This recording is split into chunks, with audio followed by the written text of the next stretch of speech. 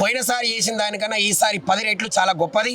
ఎందుకంటే సాక్షాత్తు దైవ స్వరూపులు, శంకర స్వరూపులు, శారదా స్వరూపులు, శృంగేరి దక్షిణామనాయ శృంగేరి శారదా పీఠాధీశ్వరులు శ్రీ శ్రీ శ్రీ విధుశేఖర భారతి మహాస్వామి వారు ధర్మ విజయయాత్రలో భాగంగా భాగ్యనగరానికి వచ్చారు.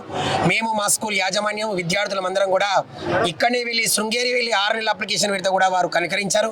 అయినా మా పిల్లల ముఖం చూసి మమ్మల్ని అనుగ్రహించి ఈరోజు వారు వస్తున్న సందర్భంగా మరొకసారి కోటి దీపోత్సవం నిర్వహించుకున్నాం.